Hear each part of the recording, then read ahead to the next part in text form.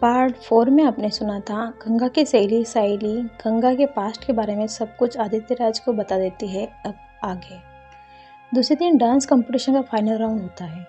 गंगा की पूरी तैयारी हो चुकी थी। दूसरे दिन गंगा शिवजी के जल्दी दर्शन कर गार्डन में पहुंच जाती है। इधर आदिराज जी भी गार्डन पहुंच जाता है। आज कंपटीशन में भाग ले सारे लड़के और लड़कियां के मन में आता है कि वो ये कंपटीशन जीते। सबके दिलों की धड़कन आज बढ़ चुकी थी। दर्शक भी आतुर थे कि आज इस कंपटीशन के विजेता कौन है जानने के लिए। फिर प्रोग्राम की शुरुआत होती है और एक के बाद एक शानदार लड़के और लड़कियां परफॉर्मेंस देती है। इधर आदित्य राज की नजर गंगा पर टिकी हुई थी। गंगा ने आज सफेद कलर का ड्रेस पहना हुआ था और उसमें वो एक परी की तरह दिख रही थी। गंगा ने सुंदर से एक शास्त्रीय नृत्य के माध्यम से राधा और कृष्ण के प्रेम को दर्शाया और दर्शकों को गंगा का परफॉर्मेंस बहुत पसंद आया। आदित्य राज तो एकटक गंगा को देखे जा रहा था। गंगा तो राधा और कृष्ण के प्रेम को प्रस्तुत कर रही थी, तो इधर आदिराज अपने और गंगा के प्रेम को उस डांस के माध्यम से समझ रहा था। गंगा का परफॉर्मेंस खत्म होते ही तालियों की गड़गड़ाहट सुनाई देने लगी। गंगा का लास्ट परफॉर्मेंस होता है। इसके बाद जजेस का फैसला आने वाला था। तभी गंगा अपने पीछे से किसी को ये कहते सुनती है, गंगा और आदित्य राज के बीच किसी बात से लेकर लड़ाई हो गई थी, तो शायद ही गंगा इस प्रोग्राम की विनर बने। ये बात सुनकर गंगा का और दिल धक धक धक करने लगा, क्योंकि वो आदित्य राज को अच्छे से समझ चुकी थी कि आदित्य राज किस तरह का मतलबी इंसान है और गंगा जीतती भी है तभी आदित्य राज उसे अपने दम पर विजेता नहीं बनने देगा। गंगा ऐसे सोच रही होती है कि थोड़ी देर के इंतजार के बाद ही सारे जज ने मिलकर एक डिसीजन लिया और गंगा का नाम इस प्रोग्राम के विनर के तौर पर लिया गया। गंगा ने जैसे सुना, गंगा खुशी से झूम उठी और उसके आंखों में खुशी के आंसू झलक आए। जैसे ही गंगा का नाम लिया गया, सभी दर्शक एक साथ चिल्लाए। आज तो गंगा का नाम हर जगह लिया जा रहा था। सोशल मीडिया वाले लोग आ चुके थे गंगा का परिचय जानने के लिए। गंगा को स्टेज पर बुलाया गया 6 लाख का चेक प्राप्त करने के लिए। वह 6 लाख का चेक गंगा को आदित्य राज के हाथ से सौंपना था। गंगा का तो मन ही नहीं कर रहा था वह चेक आदित्य राज के हाथ से ले। वो चेक लेने का, क्योंकि आदित्य राज की हरकतों से वो उसे नफरत करने लगी थी, पर उसकी मजबूरी थी। आदित्य राज गंगा को देखे ही जा रहा था। जैसे गंगा स्टेज पर चढ़ गई, आदित्य राज उसके पास मुस्कुराते हुए आया और गंगा को 6 लाख का चेक और मेडल पकड़ा दिया। गंगा जैसे ही लेकर नीचे उतर रही थी कि सोशल मीडिया वाले लोगों ने उसे घेर लिया और गंगा के बारे में जानकारी लेने लगे। मीडिया वाले गंगा से जानकारी लेते वो उसके आश्रम के बारे में जानने लगे। वो पूछने लगे कि गंगा, अभी फ़िलहाल आपका आश्रम गिराया गया, तो आप उसके बारे में क्या कहना चाहोगे। इस पर गंगा तपक से बोली, जिसने आश्रम को ध्वस्त किया है वो एक नंबर का स्वार्थी और लालची इंसान है। उसके मन में उन छोटे छोटे बच्चों तक का भी ख्याल नहीं आया कि वो रहेंगे कहाँ और खाएंगे क्या। ऐसा इंसान तो हुकुम शाह के ओहदे के लायक भी नहीं है। पहली बार कोई लड़की आदित्य राज के बारे में बेबाक बोली जा रही थी। आज दिन तक किसी में इतनी हिम्मत नहीं थी कि सरेआम उसकी कोई आलोचना या निंदा करे।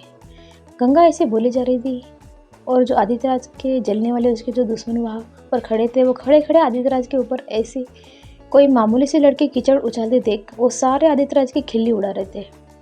आदित्य राज ने इन सब बातों को महसूस कर लिया था। वो गंगा के बगल में ही खड़ा था और उसे गंगा की ऐसी बातों पर बहुत गुस्सा आ रहा था और गंगा एक के बाद एक बातें बोली ही जा रही थी। तभी अचानक से आदित्य राज गंगा के हाथ से माइक छीन लेता है और अपने गुस्से पर काबू पाते हुए अपने आप को नॉर्मल करता है, क्योंकि उसको पता था ये सब बातें टेलीविज़न पर दिखाई जाएगी। फिर वो गंगा की तरफ एक नज़र डालकर अपने सराद भरे लहजे में कहता है, वह एक्चुअली बात यह है कि इनका आश्रम बहुत पुराना हो चुका था। जगह जगह दीवारें क्रैक हो चुकी थी, तो हमने सोचा ऐसे इस तरह के आश्रम में बच्चों की शिक्षा कैसे होगी यदि कुछ भगवान ना करे कोई हादसा हो जाए। तो इसलिए हमने सोचा पुराना आश्रम तोड़वाकर नया आश्रम बनवाया जाए। इसलिए हमने पुराने आश्रम को गिराया। गंगा ये सब बातें अपनी तीखी नज़रों से आदित्य राज की तरफ घुमाकर सुने जा रही थी और अपने मन में बड़बड़ करते हुए बोली, कितना झूठा है यह इंसान। अपने आप को सही साबित करने के लिए ये कुछ भी कर सकता है। इसलिए इसने यह नहीं बताया कि वह आश्रम वाली जगह हड़पना चाहता है, बल्कि नया आश्रम बनवाऊंगा कह रहा है। गंगा ऐसे बड़बड़ करे जा रही थी और उसकी ये खुसर खुसर की बातें आदित्य राज को साफ साफ सुनाई दे रही थी। तो आदित्य राज उसे अपने कोहने से उसके कंधे को धक्का मारते हुए कहता है, साची कह रहा हूँ, चुलबुल है। गंगा तो आदित्य राज के मुंह से चुलबुल नाम सुनकर एक बार तो हैरान हो जाती है, क्योंकि इस नाम से उसे सिर्फ उसकी माँ ही बुला देती है। माँ की याद आते ही उसकी आंखें नम हो जाती है। उसे ऐसा देखकर उसके पीछे खड़े आदित्य राज को नापसंद करने वाले जज कहते हैं, गंगा जी, आपका आश्रम तोड़वा गया तो कोई बात नहीं, हम दूसरा बना देंगे। इस पर आदित्यराज गुस्से से कहता है, मैंने कहा ना, मैंने आश्रम को नया बनवाने के लिए तुड़वाया तो बस। आदित्यराज के ऐसे कहने पर उसके विरोधी वापस से उस पर अपनी कड़वी जुबान से वार करते हैं। ऐसे एक दूसरे को भला बुरा कहते कहते आदित्यराज और उसके विरोधियों के बीच झड़प चालू हो जाती है। ये देखकर गंगा अपना मुंह बिगाड़कर अपने पैर पटकते हुए वहां से नीचे उतर जाती है। गंगा को ऐसे नीचे उतरते देख आदित्यराज भी उसके पीछे पीछे उतर जाता है। राजस्थान। इधर आदित्यराज के घर वालों को सबको पता था कि आज उज्जैन में भव्य नृत्य कार्यक्रम है, तो उसका लाइव टेलीकास्ट होगा और उसका अध्यक्ष उनका अपना बेटा ही होने के कारण वो टीवी चलाकर देख रहे होते हैं। जैसे वो आदित्यराज के मुंह से गंगा के लिए नया आश्रम बनवाने की बात सुनते हैं तो राजा साहब को बहुत गुस्सा आता है। वो गुस्से से तिलमिला जाते हैं और उसी समय आदित्यराज को कॉल करते हैं। आदित्यराज मोबाइल पर फ्लैश होता नंबर देख वो गंगा से थोड़ा दूर जाकर झटके से कॉल रिसीव कर लेता है। आदित्यराज के कॉल रिसीव करते ही राजा साहब कहते हैं, तूने किसको पूछकर डिसीजन लिया कि तू गंगा के लिए नया आश्रम बना के देगा? क्या बोल रहा है, तुझे पता है? इस पर आदित्यराज कहता है, राजा साहब मुझे सब पता है कि मैंने क्या कहा। मैंने वो पूरे होश हवास में कहा हूँ और गंगा को नया आश्रम में बना के देने वाला हूँ। इस पर राजा साहब को और गुस्सा आता है और कहते हैं, उस जगह पर तो वो आश्रम बनेगा ही नहीं और ना ही मैं बनने दूंगा।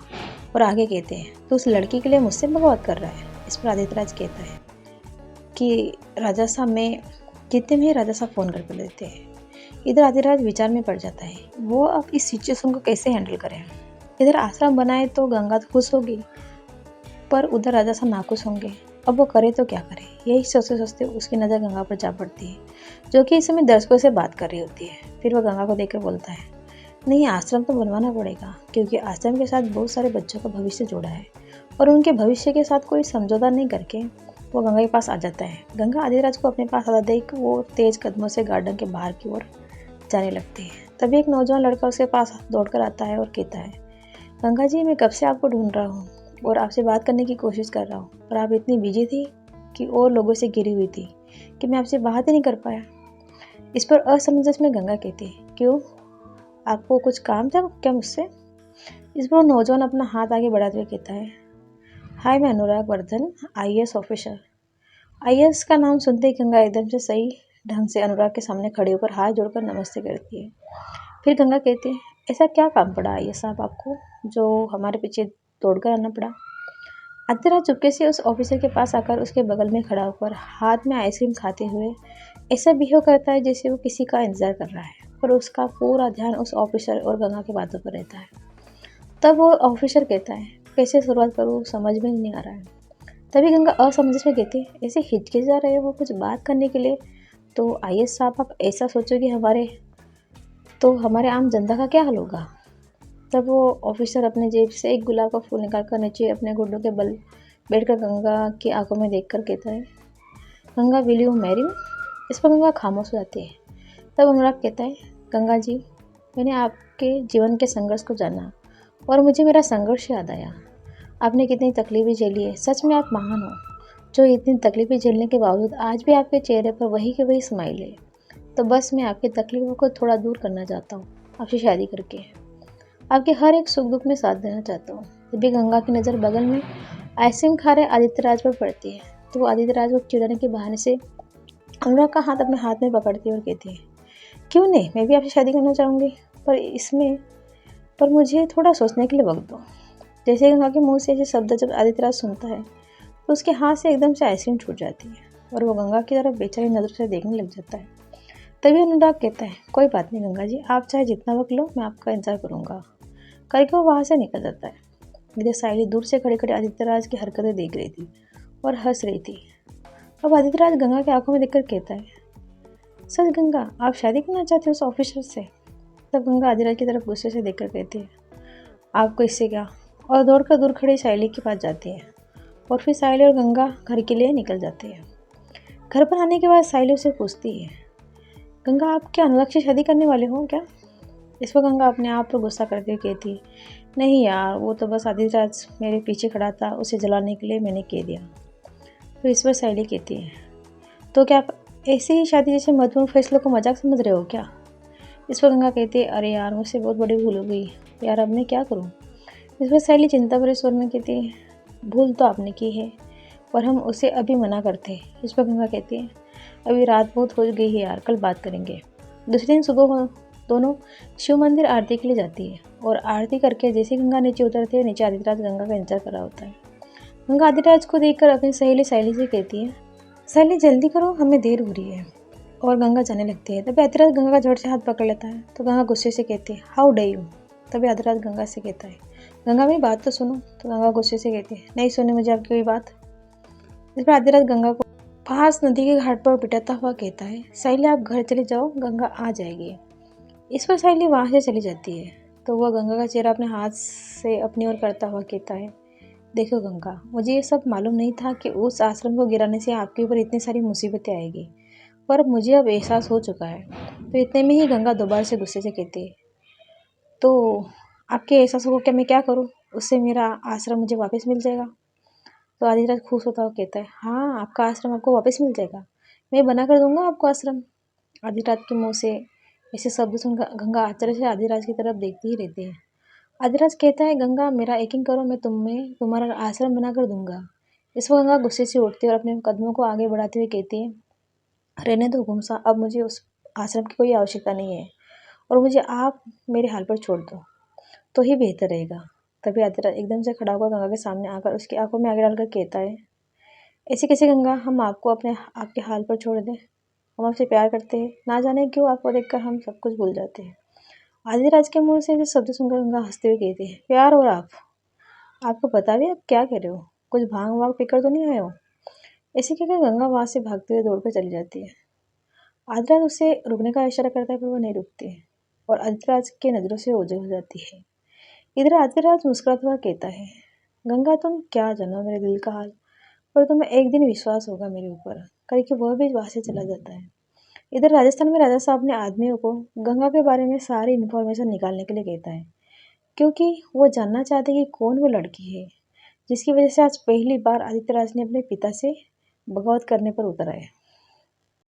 दूसरे दिन राजा साहब के आदमी राजा साहब को जाकर बताते हैं कि गंगा के पिता का नाम राजेंद्र सेन और उसकी माँ का नाम चमेली देवी है। तो राजा साहब का गुस्सा 7वें आसमान पर पहुंच जाता है, क्योंकि गंगा के पिता राजा साहब के कट्टर विरोधी थे। क्या होगा आगे? क्या आदित्यराज के पिता की वजह से क्या आदित्यराज अपना फैसला बदल लेगा? क्या आदित्यराज का प्यार गंगा के दिल पर दस्तक दे चुका है? जानने के लिए इस कहानी का पार्ट 6 देख लीजिए। धन्यवाद।